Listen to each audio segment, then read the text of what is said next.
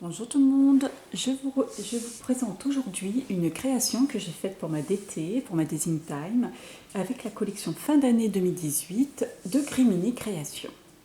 Alors bien sûr, j'ai fait un tuto pour cet album. Ça sera un tuto, il va se présenter en deux parties, un tuto pour les pages, pour la création des pages de la structure, et un tuto pour la décoration. À ce propos, dans le tuto de la décoration, j'ai omis de vous présenter la partie fenêtre, hein, de comment j'ai fait la fenêtre. Donc je vous donne pour le coup rendez-vous à la fin de la vidéo pour vous donner quelques explications en plus, hein, qui vont manquer justement sur l'autre vidéo. Alors, cet album est donc la structure fenêtre, hein, qui est disponible dès maintenant sur la boutique. Je vous mettrai les liens en barre d'infos pour comment trouver cette structure. Et je l'ai scrappé avec des papiers qui sont aussi disponibles sur la boutique et qui sont de Mintay by Carola, et c'est la collection Dear Diary. Donc voilà, alors pour cette structure, donc, je vous explique bien au niveau du tuto décoration comment elle se présente, mais voilà, moi il a fallu quand même que j'adapte aussi à ma manière. Donc c'est une petite fenêtre, donc là je l'ai montée en véritable fenêtre, j'ai rajouté des charnières et on ouvre cette fenêtre et il y a une petite scénette derrière. Voilà. Donc j'ai rajouté une petite jardinière, tout ça je vous explique pendant le tuto décoration. Donc il se présente comme ceci. Sur la tranche, alors là il y a une superbe tranche, hein, qui est livrée, qui vous est fournie avec des trous, donc sur laquelle j'ai fait un lassage. J'ai rajouté comme d'habitude ma série de petites breloques, à des petites chaînes. Et puis là c'est une petite breloque que j'ai fait moi-même, j'ai essayé, c'est mes premiers essais à la résine UV, hein, que j'ai fait hier, que j'ai fait des petits essais. Voilà, et à l'arrière j'ai fait un pochoir en 3D pailleté. Excusez-moi, j'ai la machine à laver qui sonne, ça donne une petite sonnerie. J'ai relié cet album de façon un petit peu différente, enfin du moins je l'ai monté de façon un petit peu différente de d'habitude, hein, pour faire un petit peu de changement. Voilà, on le voit comme ça, c'est en fait deux albums réunis dans une seule structure. Donc, je vais vous le présenter. On ouvre ce fermoir qui est un des que vous avez pu voir lors de ma dernière présentation de Banggood. Donc, quand on ouvre comme ceci, on a un album de chaque côté. Donc, comme je vous explique lors des tutos, hein, cette collection de papier est juste sublime. Enfin, moi, franchement, c'était une révélation pour moi. Donc là, j'ai fait... Alors, bien sûr, j'ai scrappé avec la planche de tampon Noël de Grimini, hein, qui est juste... Là, encore une fois, je vous la montre bien pendant le tuto. Excusez-moi, j'ai pas de lumière. Il fait de nouveau très mauvais, très froid par chez moi, donc je manque de lumière. Alors voilà, j'ai rajouté des tampons par-ci, par-là. Alors, hop, on va tourner un petit peu la caméra. Donc là, il y a une pochette avec un carnet, mais que je n'ai pas décoré, je vous explique pourquoi lors des tutos. D'ailleurs, vous verrez, cet album est effectivement sans photos, puisque je n'ai pas encore les photos. Donc en découpe, je me suis servi des découpes de la collection fin d'année, Noël, mais aussi des découpes qui me restaient de la collection automne, puisque bien sûr, il y en avait qui s'accordaient à toute occasion, pour toute occasion. Donc on ouvre comme ceci.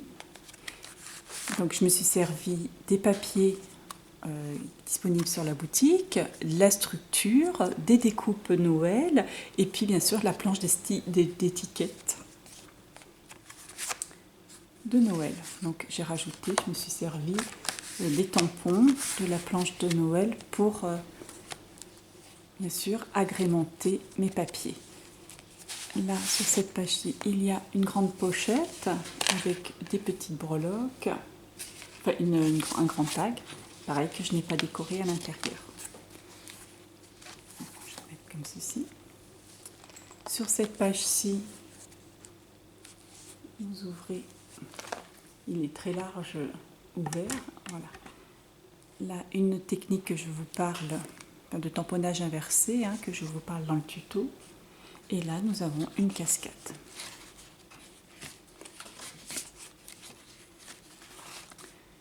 Et là, toujours un des tampons de la planche de Noël. Là, c'est le fond de l'album avec la superbe découpe cadran et magie. Voilà pour la première partie, le premier album, on va dire. Et de ce côté-ci, vous avez un autre album. Alors là, pareil, la découpe en poule qui est absolument sublime, celle-ci. Petite arabesque, on va dire. On ouvre comme ceci. Là, vous avez une petite pochette avec une étiquette de la collection. Toujours les petits mots de la planche, les petites étiquettes de Noël.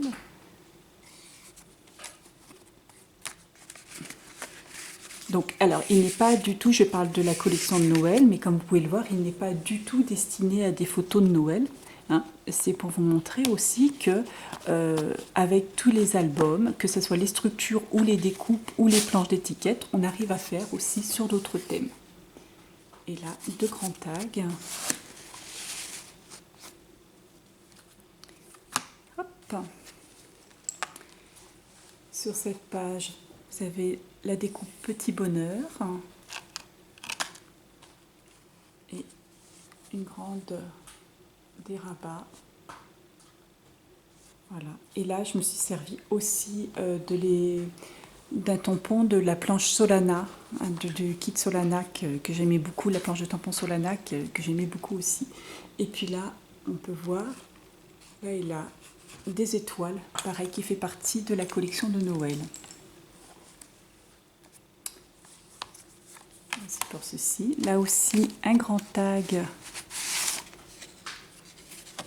un carnet, on va dire, avec une petite découpe, une petite breloque. Et enfin, la dernière page, qui va être simple, qui s'ouvre comme ceci, toujours avec des petits mots de la planche étiquette. Et là, une grande découpe que j'aime beaucoup, qui vient de la collection automne, un petit détail important. C'est une découpe que j'ai déjà utilisée sur une page, comme je m'en étais recommandée, parce que franchement, je l'ai trouvée très très belle. Puis alors celle-là, je l'adore. Elle a trouvé sa place ici. Voilà pour cet album. Donc je vous posterai très bientôt le tuto pour la confection des pages et ensuite le tuto pour la confection, enfin vous donner des pistes pour la déco, pour vous expliquer comment j'ai fait. À propos de la déco, pour celles qui vont suivre mon tuto, donc vous verrez que j'étais tellement emballée pour vous présenter toute la structure et comment j'avais fait cette imitation vieux mur, on va dire, pour ma structure, que j'ai oublié de vous montrer, de vous parler de la fenêtre. Donc dans le kit, c'est livré avec 2 volets et la structure est ajourée en fenêtre et vous avez une petite partie qui est comme ça tout autour. Donc je vous ai expliqué comment faire l'arrière lors de le tuto des pages. Je vous ai montré comment j'ai fait, je vous ai même filmé à ce moment-là, comment j'ai fait pour habiller cet arrière. Vous verrez juste que par rapport, comme je l'ai dit dans le tuto, je sais que j'allais peut-être mettre le poil, une découpe du poil, c'est ce que j'ai fait, que je l'ai mis à l'arrière. Par-dessus, je me suis contentée juste de mettre 2 bougies et une lumière qui fait partie de la collection de papiers, qui ont été découpés dans les papiers. Et puis après, j'ai collé ce qu'on fera ensemble, ce qu'on a fait ensemble, cette partie-là, l'album. Alors, comme j'avais mis de la dentelle, ruban et j'avais mis un rhodoïde pour faire la fenêtre, j'avais peur qu'en collant directement mon papier de fond, enfin ma page de fond sur la structure, je me suis dit ça risque de, voilà, comme il y a une épaisseur après, je dis soit ça risque de mal coller, ou alors ça va gondoler et abîmer mon papier sur l'avant. Donc j'ai juste mis avec un scotch double face, mais un petit peu épais, hein, vous savez, comme les carreaux de mousse, je sais pas, j'ai oublié de le descendre. En fait, c'est acheté dans un magasin de bricolage, hein, tout simplement. Vous avez du scotch double face qui est un petit peu épais. Alors là, par contre, je l'ai pris vraiment très très fin, parce que vous pouvez voir qu'on ne le voit quasiment pas. J'ai mis tout le tour de l'album, des 4 parties, j'ai mis du scotch double face, mais qui doit faire à peine 1 mm d'épaisseur, tout le tour, et je suis venue ensuite plaquer ma page de fond par-dessus. J'ai fait tout le tour comme ça, et j'ai venu plaquer ma page. Comme ça, ça évite d'abîmer le papier décor. Voilà, ça sera plus compréhensible quand vous aurez regardé le tuto où je vous en parle. Et ensuite, alors pour les volets, comme vous avez un petit cadre là qui est par-dessus, qui vient en épaisseur, donc mes volets ne touchent pas et puis il fallait quand même qu'on puisse les articuler de façon correcte. J'ai collé parce que vous voyez les volets ont une petite épaisseur. Si je mettais mes charnières directement sur mon volet là et là, il me manquait de l'épaisseur là. Ma charnière, j'aurais pas pu la fixer. Ou alors il aurait fallu que je mette ma charnière vers l'intérieur.